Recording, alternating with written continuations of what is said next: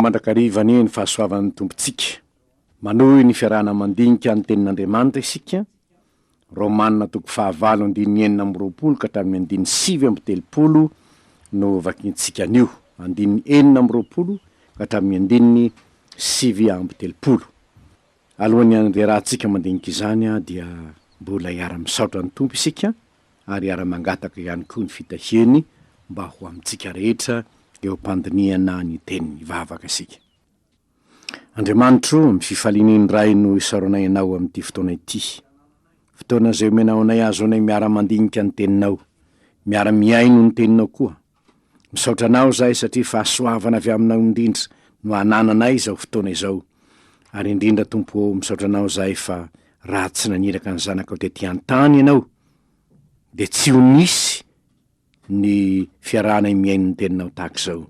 Fa noho ny famondramponao dia eo ampelantananay ny teninao, ny fahamarinana momba azy sy izay nataonao teto amin'izao tontolo izao tao aminy. Misaotra raha eo, mangataka aminao ary zahay ankehitriny, aoka ny fanahinao masina mihitsy no anazava aminay izay tianao ambara tompo, dia ho voninahitry ny anaranao ny vokatra izany fahalalana izany eo amin'ny fiainany tsirairay avy aminay. Amin'ny anaranao Jesosy tompo no anaovanay izany vavaka izany. Amen. Romana 5:9-20 ka hatramin'ny 7:30 no vakintsika. Amin'ny anaran'ny tompo. Ary toy izany koa, ny fanahy no mamonjy ny fahalementsika. Fa tsy fantatsika izay vavaka tokony ataontsika, fa ny fanahy no mifona amin'ny fitarainana tsy azo tononona. Ary izay mandinika ny fo no mahalala izay hevitry ny fanahy satria araka n'Andriamanitra ny fonany ho an'ny olona masina. Ary fantatsika fa ny zavatra rehetra dia miara-miasa aso izay tian'Andriamanitra, dia izay voaantso araka ny fikasany rahateo. Satria izay fantany rahateo no notendreny koa hitovy endrika amin'ny zanany, mba ho lamatoa amin'ny rahalahy maro izy. Ary izay notendreny no nantsony koa, ary izay nantsony no amarininy koa, ary izay no amarininy no nomeny voninahitra koa. Inona ary no lazaintsika ny amin'izany zavatra izany?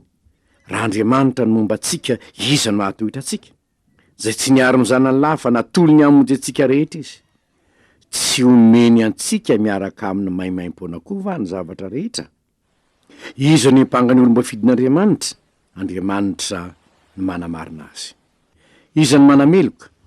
Kristy Jesosy no efa maty, eny sady nitsangana tamin'ny maty koa, ka mitoetra eo amin'ny tanana ankavanan'Andriamanitra ary mifona ho antsika. Iza no asaraka antsika amin'ny fitiavan'i Kristy? Fahoriana va sa fahantrana sa fanenjena sa misary sa fitanjana sa loza sa sabatra? Araka amin'ny voasoratra hoe, fanohiny aminao no naminonanay mandrakariva toy ny ondrovonoina ny fijery anay. Kanefa amin'izany rehetra izany dia manoatra noho ny mpandresy isika amin'ny alalan'ilay tiantsika. Fa matoky aho fa na fahafatesana, na fiainana, na anjely, na ire-fanapahana, na zavatra kehitriny, na zavatra ho avy, na ery, na ambony, na ny ambany, na inona amin'izao zavatra ary rehetra izao, dia tsy ahasaraka antsika amin'ny fitiavan'Andriamanitra izay ao amin'ny Kristy Jesosy tompontsika. Ray masino manamasinana amin'ny fahamarinana fa ny teninao ny fahamarinana.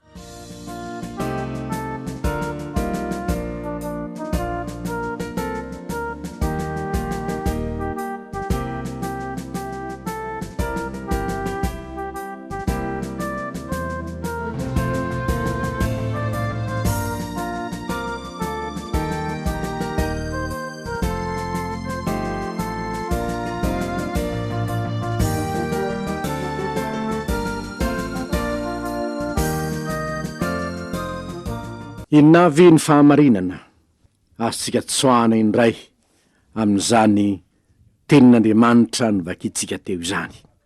Ambara eto aloha fa manomboka ao amin'ny 9:20 ka hatramin'ny 7:30 dia miteny mivantana amin'ny olona efa nanaiky an' Jesosy ho tompony sy mpamonjiny Paoly. Miteny indrindra amin'ny kristianina izy noho izany.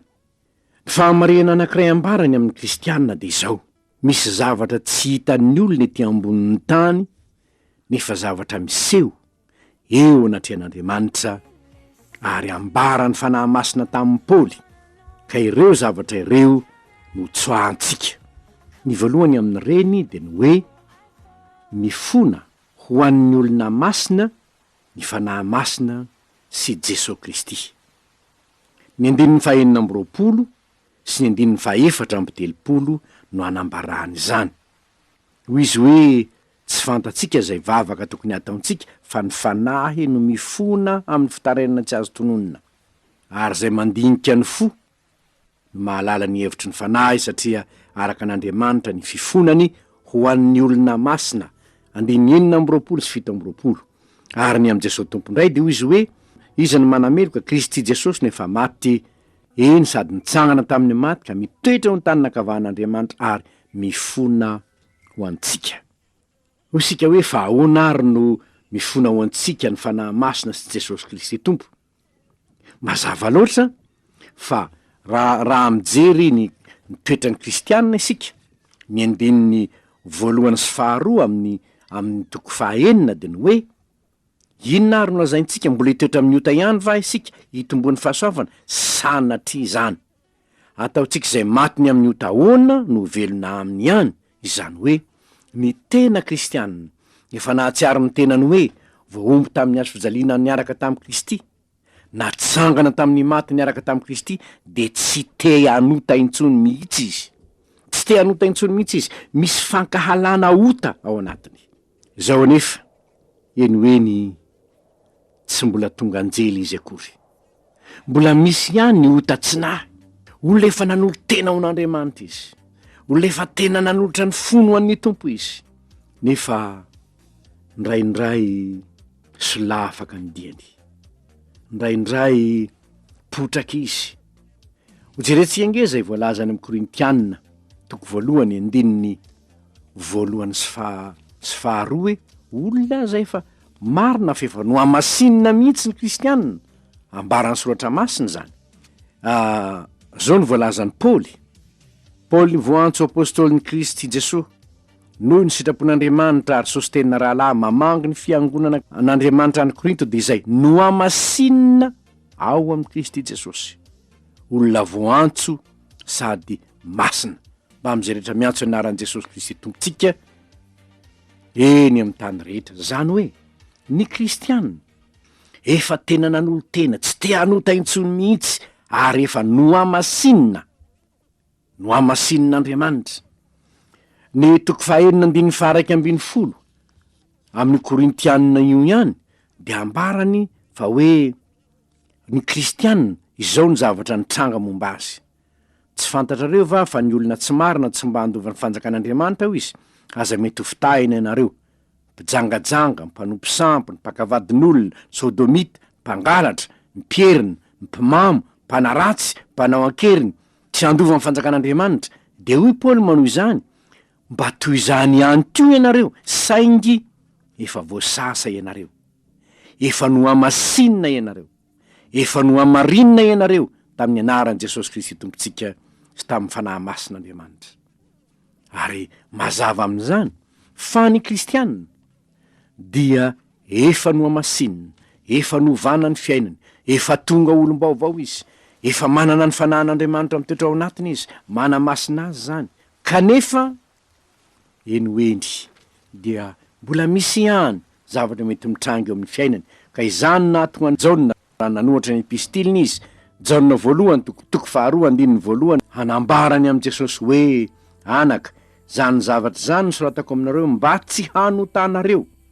Ary raha misy zay manota dia manana solovava ao amin'ny ray isika dia Jesosy Kristy zay marina. Eto ary dia mahatsiarovantsika tombontsoa lehibe ho an'ny kristianina. Ary mahatonga anao hatsiaro zany fitiavan'ny kristianao zany. Haive Jesosy io, haive ny fanahy masina io, hitany ny etaetako tsy te hanota intsony, fantany ny faniriko tsy te hanota intsony, nefa fantany koa fa eny hoendry ety an-taninady aho de mety ho voatifitry Satana, mety ho voafingany, mety ho lavo ndraindray. Am'izay fotoan'izay Aive ny fanahy masina efa mifona ho ahy. Aive Jesosy Tompo efa mifona ho ahy. Hery ho anao zany de kristianina. Tsy ny ampijanona anao amin'ny fahotana akory, fa ny arenanao hitenenanao tahaka ny mika hoe aza mifaly ary fahavaloko fa na de lavo azaho de mbola iarina ihany.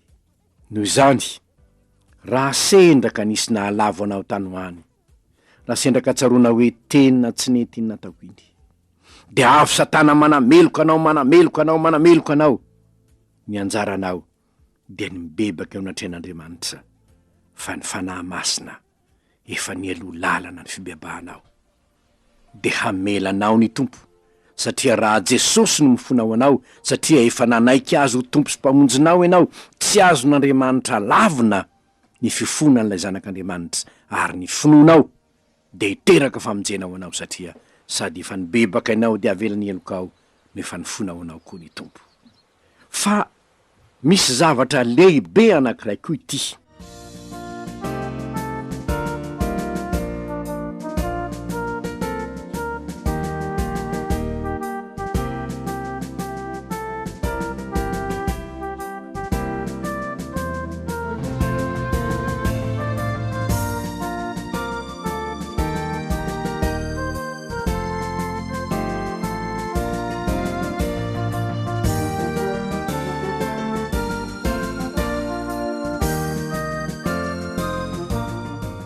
Fahamarinana zay everiko fa hitondra fiadanan-tsaina sy fiadanam-po ho anao raha mino ianao. Ny 15 manambara fa miara-miasa hahasoa izay tia an'Andriamanitra ny zavatra rehetra. Fantatsika fa ny zavatra rehetra de miara-miasa hahasoa izay tia an'Andriamanitra, de izay voaantso araka ny fikasany rahateo. Ny zavatra rehetra hoe, na fahafatesany zany, na fahoriany zany, na fanenjehany zany, ninonninony zany, de ahasoantsika ve zany? Be dia be ny olona tsy mino an'io ry havana rehefa mandalo zavatra samihafa amin'ny fiainana izy. Fa antanio ange, raha tena efa nanaraka ny Tompo ianao, firy-taona ny nanarahanao ny Tompo, de antanio ny andro lasa de ho hitanao fa tsy niteniteny foana akory. Davida raha nilaza hoe soa ihany aho nampahoriana, hitandremako ny teninao. Ny zavatra rehetra hoe, mba jereo ary, inona moa ny zavatra tena mahatahotra ny olombelona indrindra? Tsy ny fahafatesana. Ary inona ny zava-doza indrindra amin'ny olombelona? Tsy ny mandalo ny loasa aloko ny fahafatesana. Ka ny fandalovanao ny loasa aloko ny fahafatesana ve de mety ahasoanao zany? Zavatra anankiroa ihany no jerentsika ao amin'ny soratra masina, iray testamenta taloha, ny iray testamenta vaovao. Testamenta taloha de ty: na ranomasina mena nanoloana Israely nenjehin'ny Egyptianina avy ato aoriana.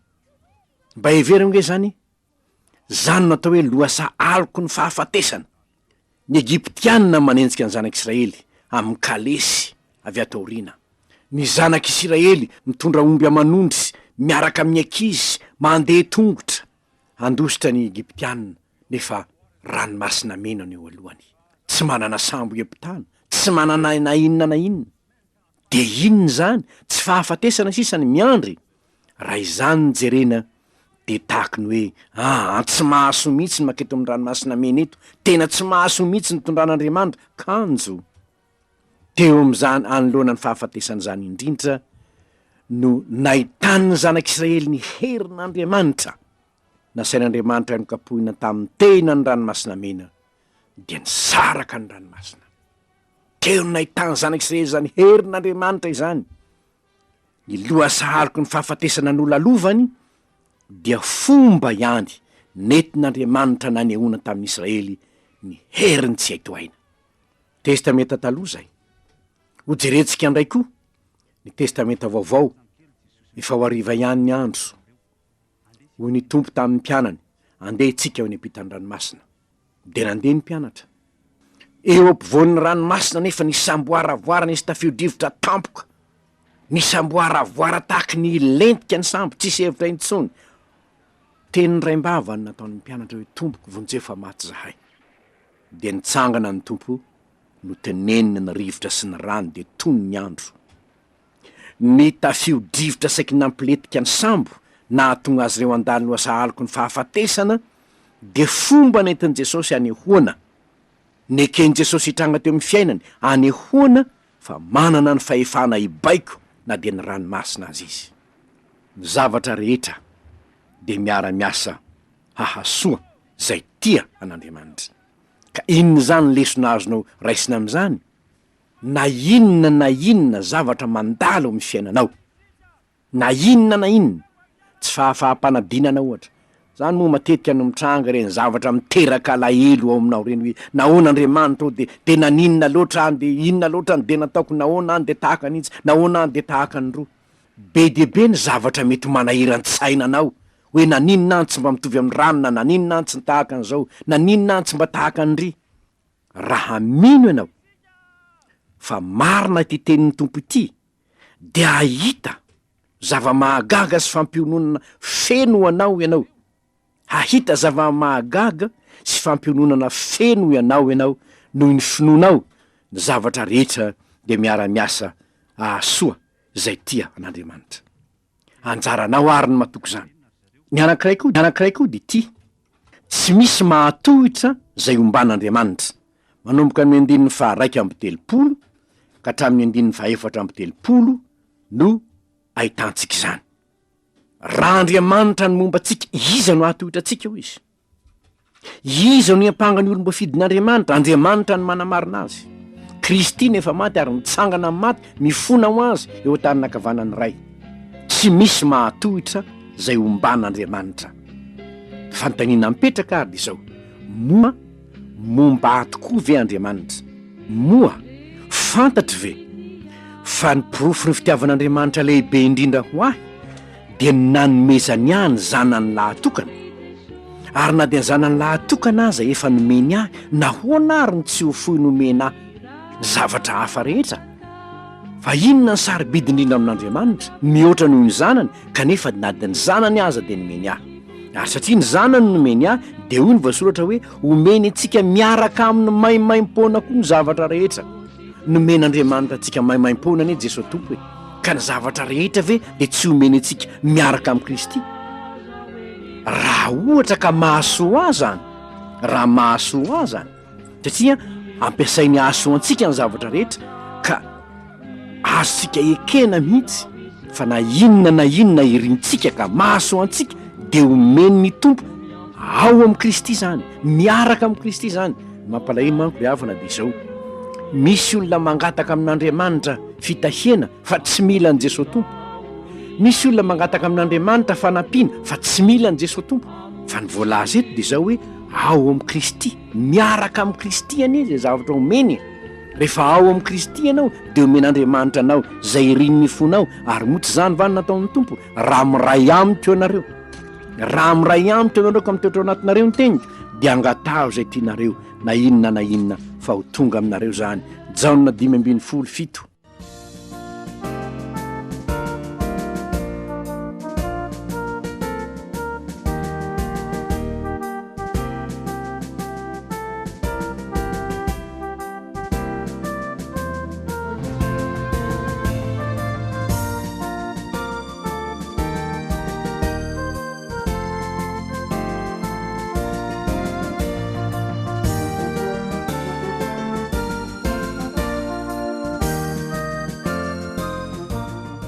Fa ny olana de ty: mino zany ve ianao?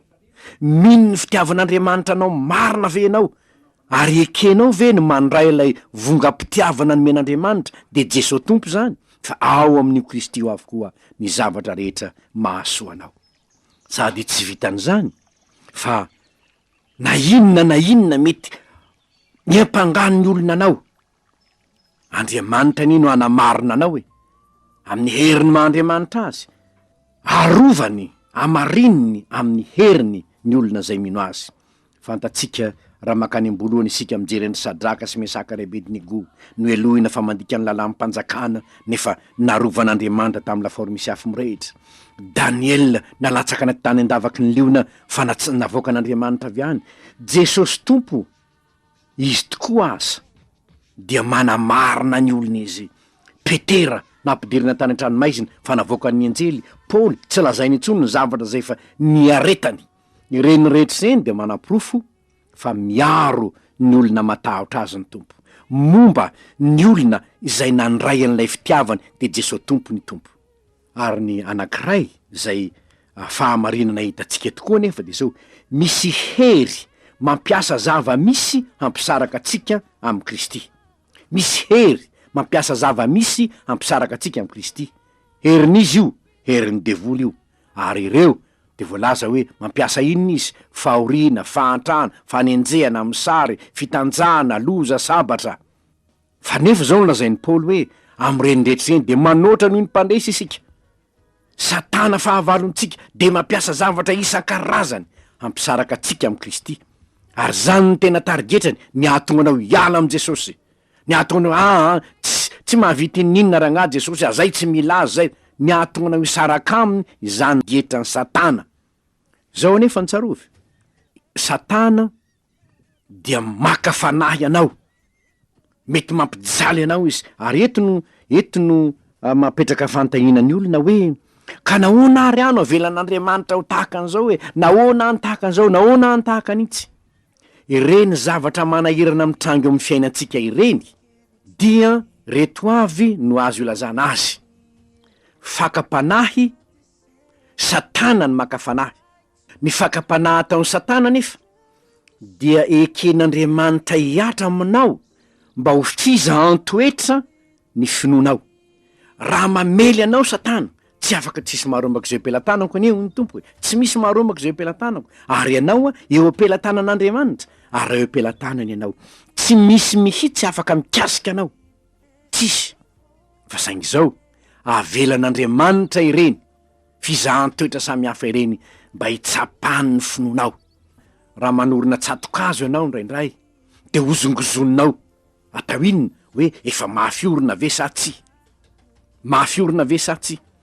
Ka ny fizahan-toetra, ny fakapanahy ataon'ny Satana zay ambara amin'ny soratra masina hafa koa ny hoe fizahan-toetra, zavatra iray ihany reo, avelan'Andriamanitra hiatra aminao ireo mba hitsapan'Andriamanitra hoe tena hifikitra amin'ny Kristy ve ianao, tsy saraka amin'ny Kristy ve ianao.